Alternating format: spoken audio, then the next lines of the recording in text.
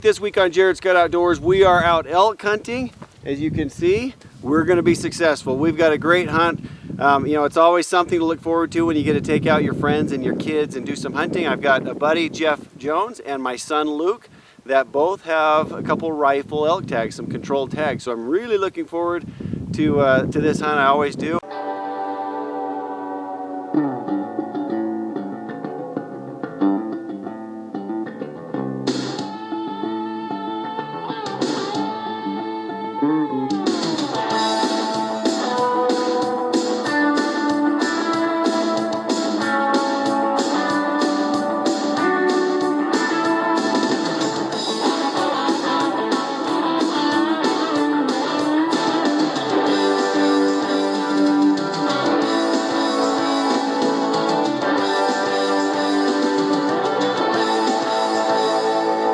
Welcome to Jared Scott Outdoors, your source in the field for local outdoor news. As with most hunts, this one started out well before first light. After driving nearly 3 hours in the wee hours of the night, we got to the trailhead with 2 hours before sunrise. We figured that would be just about the right amount of time needed to hike up to an area the elk seemed to like, and an area I had seen elk a few days before from another mountaintop when I was hunting with my son. Along on this hunt today would be longtime friend Jeff Jones and his son Kyle, both of whom have been on the show years in the past. Because we were gaining so much elevation on this hike, the couple miles we had to cover required lots of breaks to cool down and get our legs back under us. However, by the time first shooting light was upon us, we were nearly at the top of the ridge I had hoped to be on in order to find the elk when they were still out feeding. Knowing that this particular high point gets hunted pretty hard by other hunters, I wasn't sure if they would be nearby, but it would give us a great vantage point to spot the elk from. The snow was littered with tracks up here, so that helped make us pretty optimistic. However, hopefully they weren't too close, as the hard icy snow was very noisy to walk through. Cresting over the hill, we were now out of the loud snow on the southwest facing slopes that get a bit of sun, and so we very carefully and slowly walked around trying to get a good look below us just in case some elk were nearby. There was no question this was big country with lots of places elk could be in. Hopefully, however, they'd be close enough that we could get in on them if we did find some. Okay, so we split up, Jeff and I did, just to glass different country because we've got so much of it. Sure enough, I came about 300-400 yards over and spotted some elk on the other side of a point here. So I've got Jeff coming this way, and we'll sneak over. I just saw a couple cows, so we'll just hope there's a bull in there. As is usually the case, the wind up here on top of the ridge before the sun came out was pretty bad. While it did make it very cold, luckily it was blowing in the right direction to hide both our scent and any noises we made while walking. Jeff and Kyle worked their way towards me, and then it was time to make a game plan. The elk were just a couple hundred yards beyond the point of this knob we were on, so the plan was quite simple. Just slowly crest over and see if we could get a good spot to view from and shoot from if there was indeed a bull. The catch was going to be to stay hidden on such a wide open ridgeline with no trees to use as cover. So even though the snow was loud, we crossed over to the other side of the ridge to close the distance, hoping the wind would indeed cover the noise of the crunchy snow. Very slowly and deliberately, we peeked over trying to find the elk. Without seeing them at first, it took several times, moving just a few feet each time before spotting a few cow elk disappearing around the bend in the hillside. It appeared they were moving away from us. However, they didn't seem spooked, just on the move. So now with them out of sight and over 400 yards away last time we spotted them, we hurried forward again using the ridgeline to hide behind as we gained ground on them. All we could do was move forward and try to find them again. When we got to the point we could see in the area they were last in, they were nowhere to be seen.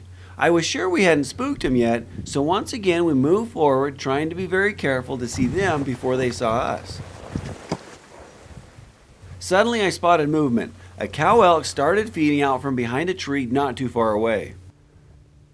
We dropped to the ground and watched as a half dozen cows and calves fed out into the open, but just as quickly fed back into more trees and around the bend in the hillside. They obviously weren't spooked, but they weren't sticking around either.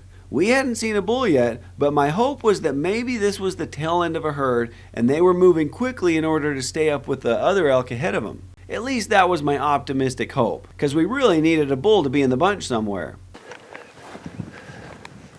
Moving forward, once they were all out of sight again, we were surprised at how quickly they seemed to be moving, because when we got to our next spot to see from, they had apparently already moved far enough to still be out of sight. Finally, getting to a rocky point on the ridge that would allow us to see the elk more easily, regardless of how far ahead they were from us, we very slowly glassed and to our surprise, saw no elk. There was a thick patch of trees below us, but as it was early in the morning, I would expect the elk to still be out in the open feeding. We could see all around the trees and there wasn't an elk in sight. Again, I was sure the elk weren't spooked, so they had to be in the trees. Figuring that to be the case, we went ahead and set up on the rocky point we were on so that we would be ready if some elk did come out. Of course, we didn't want to stand out like a sore thumb on this ridge line, so the rocks helped us to blend in. I was actually surprised at how quickly we suddenly heard some noises down below us in the trees. Sure enough, about 200 yards away, we spotted our first elk feed out on the top part of the patch of trees. Jeff quickly got the shooting sticks positioned to be able to shoot in the direction the elk were, as we watched more and more elk slowly feed out along the edge of the trees. We had seen about a half dozen elk, and there was one spike, but that was it. We were starting to worry this little group of elk was all there were. Then we spotted a few more elk feed out on the far side of the trees. These were out at 300 yards. The important thing was that this meant there was indeed more elk, and so there was still hope that a mature bull would be in the mix. Well, we sat and watched as several more elk slowly fed into sight. After about 20 minutes, we'd counted 19 elk with 3 to 4 spikes. However, there wasn't a branch-antlered bull anywhere to be seen. To make matters worse, there hadn't been any more elk coming out of the trees for a few minutes. We had about 10 elk at the 200-yard range, but most seemed to be out at that 300-yard mark, with the closer ones feeding towards them. In fact, some were feeding over the neck spine and out of sight. To be honest, my assumption that a more mature bull would be with this group was starting to diminish. That's also about the time I spotted a flash of antler near an elk that was behind some trees at about 300 yards. What a relief! We had at least a branch-antlered bull. Of course, everybody wants a big bull, but Jeff wasn't quite sure how big of a bull it had to be before he shot. So we still really wanted to know how big this one was. Because of all the tree branches we were looking through, it took some time before it finally gave us an idea of how big it was. Once we realized it was a 6-point, then it really seemed to show off its rack. Of course, the sun rays catching its antlers only helped to really make it stick out. This was indeed a great looking bull. So now back to the problem. It was in range at 300 yards, but all the tree branches we were looking through could very easily deflect a bullet. On the other hand, it was right on the spine of the hill on which some of the elk were already walking over and out of sight. In general, the entire herd was working that direction towards the spine. So the bull could very easily walk over that spine following the others and not ever give Jeff a clear shot. Now you can understand our dilemma as we sat and worried over whether to try to get a shot through any of the small openings in the branches or just wait him out, hoping he goes up into the open with the rest before disappearing. Of course, the best scenario would be that he would walk uphill with the rest of the elk out in the open, and that is the direction he started to go. As he fed behind the pine tree working uphill, he only had to take a few more steps.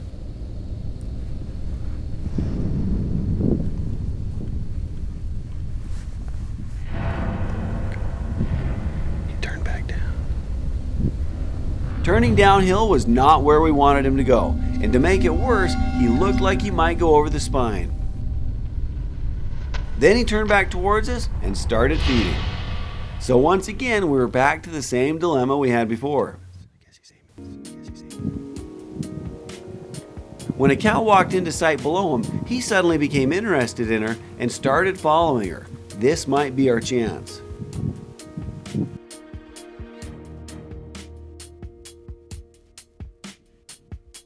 Seeing that the cow had stepped into a small clearing, if the bull did indeed follow, Jeff could get a shot. Slowly pull the trigger, make him surprise you. Don't look me.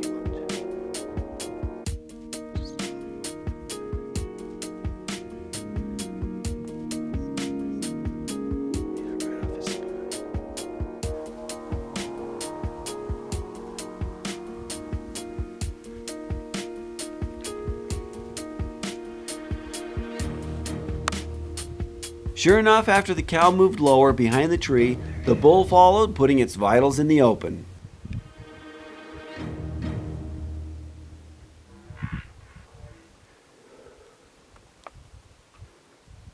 Put another one in, put another one in.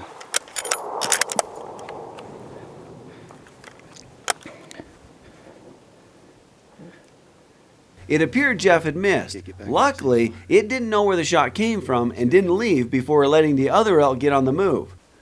Speaking of other elk, I didn't even notice all of the other elk until Kyle told us to look.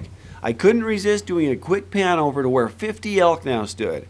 I guess there were more elk in the trees than we thought. Anyhow, back to the task at hand. I very quickly got back on the bull that was now starting to follow the cows up and should come into the clear.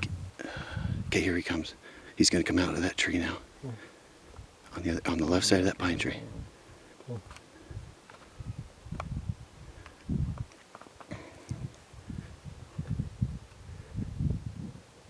Okay, here he comes.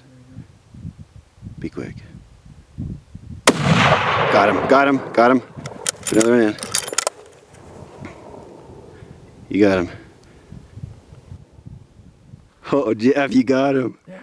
Well, that shot was an obvious hit, and the bull immediately quit running up with the herd. It was hit hard. What we didn't know was that the first shot was also a hit. The first bullet had hit him low in the chest. I think the way he went down, he just went down. Let's grab our stuff and hurry over there.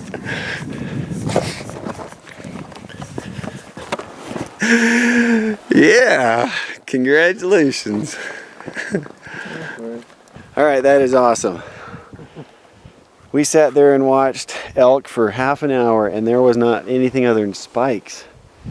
And it was looking pretty dismal, like, okay, they're about all out. There is nothing branched, antlered in there. And then this big guy suddenly shows up. And after that first shot, what was amazing was there had to have been another 20 elk that came out of the trees that we didn't even know about yet. So, it was a steep hike and at times a slide down to the elk below us, where we noticed that not only was it a good-looking bull, but it was quite unique as well. He looked kind of like he's got some interesting character on the back. I saw a couple things. I'm wondering what he's got going. Yeah, he's got some extra. He's got a different shape back there.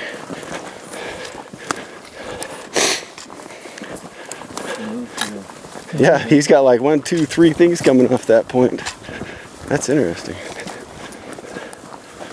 Holy smokes.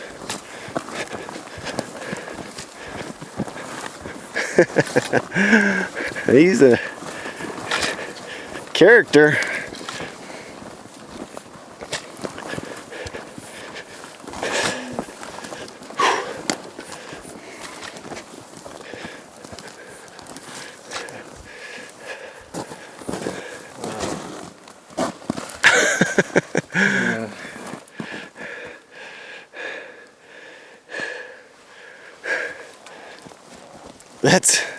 That's an interesting bull. 1, 2, 3, 4, 5, 6, 7, 8, 9, 10, 11, 12, 13. Look at that. That's awesome.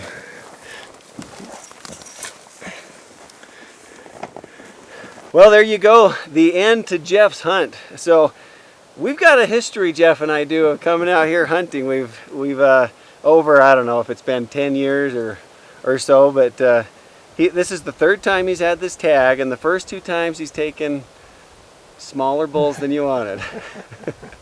In the end, this is a cool bull, as you can tell. 6 by 8 on that side. He's just got all kinds of character. I've never seen one like this.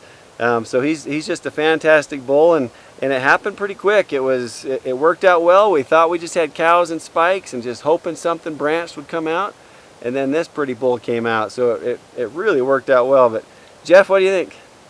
This is awesome. I've been waiting my whole life for a bull like this, so it's pretty cool. All right, well, congratulations, Jeff. So now we've got the hard work. Luckily, we've got Kyle, his son, and so we've got somebody that can pack most of the meat for us. But we've got a long ways out. We came in on the other side of that ridge, and there's no way we're hiking back up that with this. So we're gonna have to go out this canyon, which puts us several miles away from the truck and everything. So we've got a long haul ahead of us. It's about 10 o'clock right now, so we've got the rest of the day, and we will probably use every bit of it. But the work begins. But that's awesome. Way to go. Thanks, Jared. If you liked what you saw, please subscribe to the Jared Scott Outdoors YouTube channel.